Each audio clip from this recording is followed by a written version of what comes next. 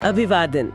आज हमारे सामने एक बहुत ही कह सकते हैं दिल को छूने वाला और हौसला देने वाला भाषण है।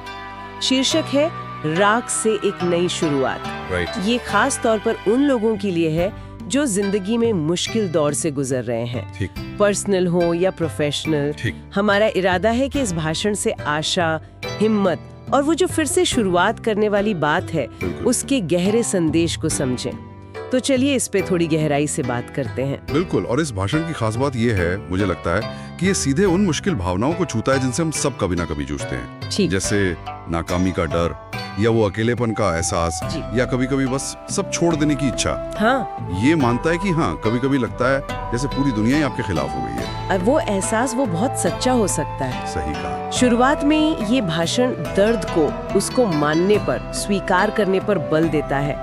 जैसे जब कोई महसूस करता है कि वो बिल्कुल टूट चुका है, वो जो कहते हैं रॉक बॉटम पे पहुंच गया है। हाँ, और यहीं पर मतलब एक बहुत दिलचस्प मोड़ आता है। स्रोत इसे अंत नहीं मानता, अच्छा, बल्कि कहता है सबसे निचला स्तर अंत नहीं है, ये नींव है। नींव, वाह, ये सोचना ही अपने आप में कितना शक्तिशाली बदलाव है ना?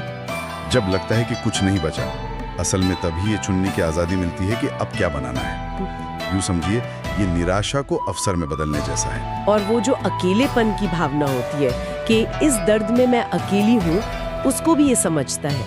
ये याद दिलाता है कि देखो, अनगिनत लोग ऐसी ही मुश्किलों से गुजरे हैं और वो आगे बढ़े हैं। बिल्कुल। कभी कभी सिर्फ इसीलिए कि उनके अंदर कहीं एक उम्मीद, एक छोटी सी चिंगारी बाकी थी।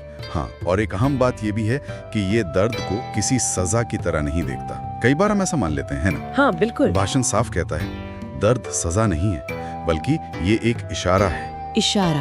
हाँ, कि कुछ बदलने की जरूरत है। ये आगे बढ़ने का, विकास का एक बुलावा है। अगर हम इसे बड़ी तस्वीर में देखें तो जो गुजरे हुए संघर्ष के निशान हैं, वो कमजोरी नहीं है, वो तो लड़ने वाले की पहचान है। वाह, ये अनुभव हमें गढ़ते हैं एक तरह से। बिल्कुल। तो फिर समाधान क्या है? दिलचस्प बात यह है कि भाषण किसी बड़े बदलाव या चमत्कार की बात नहीं करता, बल्कि छोटे रोजमर्रा के कदमों पर ध्यान देने को कहता है। एक लाइन जो मुझे बहुत असरदार लगी, एक निर्णय, आज हार नहीं माननी है। बस इतना काफी है, कल फिर एक और कदम। हाँ, ये धीमी प्रक्रिया हो सकती है, लेकिन हर बार उठने की जो कोशिश है वो अंदर से मजबूत बनाती है। सही। बिल्कुल। और उन छोटे कदमों को उठाने के लिए एक और जरूरी चीज है जिसका जिक्र भाषण में है, वो है आत्मक्षमा। आत्मक्षमा, खुद को माफ करना। हाँ, खुद पर उतना ही रहम करना जितना हम किसी अपने पर करते हैं, किसी दोस्त पर करते हैं। हम अक्सर अपनी गलतियों के लिए खुद को बहुत सख्त सजा देते हैं। ये भाषण याद दिलाता है कि देखो, परफेक्ट होना जरूरी नहीं है, कोशिश जारी रखने का इरादा वो ज्यादा जरूरी है। हाँ, वो कोशिश ही मायने रखती है। ये खुद की आलोचना के उस चक्कर को तोड़ने में मदद करता है। ये भी याद दिलाया गया है कि हर किसी का जीवन मायने रखता है ना?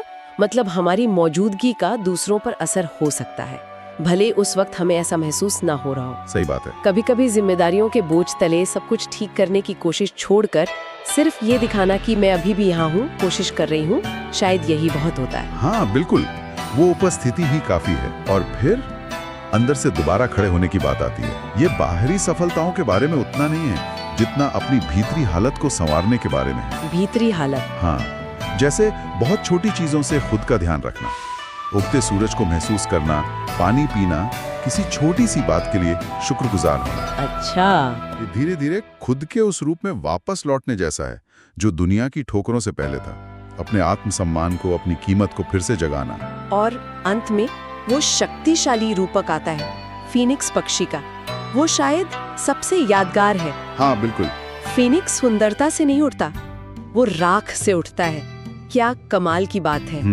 मतलब वो असफलताएं, वो आंसू, वो हार मानने की इच्छा, असल में वही आग और राख है जिससे इंसान ज्यादा मजबूत, ज्यादा बदला हुआ उभरता है। हाँ, ये रूपक बहुत खूबसूरती से दिखाता है कि मुश्किलों से गुजरकर जो ताकत और बदलाव आता है ना, वो शायद सबसे टिकाऊ होता है। ये सिर्फ पहले जैसा होना नहीं है, बल्कि शायद पहले से ज्यादा लचीला और समझदार बनना है। तो इस सब का निचोड़ क्या निकलता है? ये भाषण सिखाता है कि दर्द को महसूस करें, उसे स्वीकार करें, सबसे मुश्किल वक्त को एक नई शुरुआत की नींव की तरह देखें। हाँ, आगे बढ़ने के लिए छोटे कदम उठाएं, खुद को माफ करने की हिम्मत रखें बिल्कुल। और हमेशा एक नई सुबह की, एक नई शुरुआत की उम्मीद रखें।